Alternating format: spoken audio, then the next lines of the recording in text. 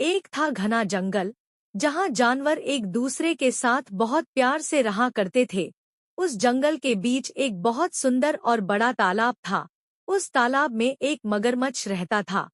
तालाब के चारों ओर बहुत सारे फलों के पेड़ लगे हुए थे। उनमें से एक पेड़ पर बंदर रहता था। बंदर और मगरमच्छ एक दूसरे के बहुत अच्छे दोस्त थे। बंदर पेड़ से मीठे और स्वादिष्ट फल खाता था और साथ ही अपने दोस्त मगर को भी देता था। बंदर अपने दोस्त मगर का खास ख्याल रखता और मगर भी उसे अपनी पीठ पर बैठाकर पूरे तालाब में घुमाता था।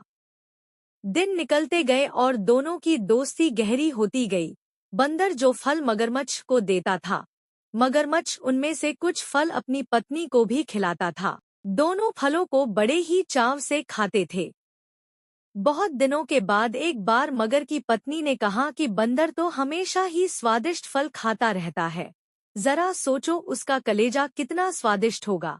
वह मगर से जिद करने लगी कि उसे बंदर का कलेजा खाना है।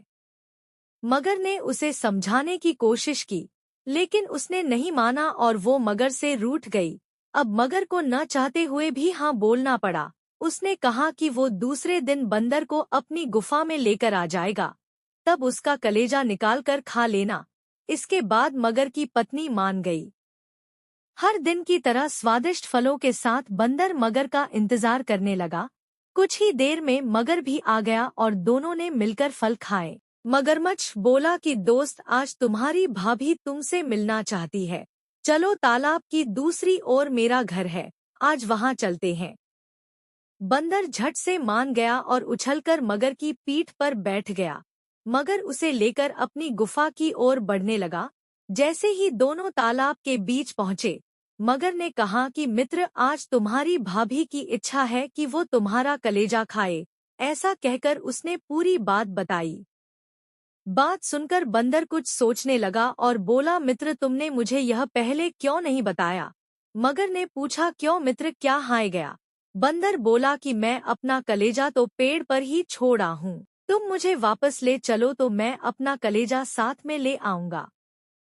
मगर बंदर की बातों में आ गया और वापस किनारे पर आ गया।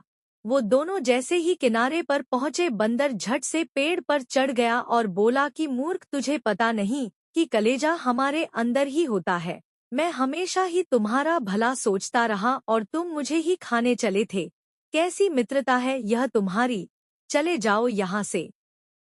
मगर अपनी करनी पर बहुत शर्मिंदा हुआ और उसने बंदर से माफी मांगी। लेकिन अब बंदर उसकी बातों में नहीं आने वाला था। कहानी से सीख। इस कहानी से हमें यह सीख मिलती है कि संकट के समय हमें घबराना नहीं चाहिए। मुसीबत के समय अपनी बुद्धि का उपयोग कर उसे दूर करने का उपाय सोचना चाहिए।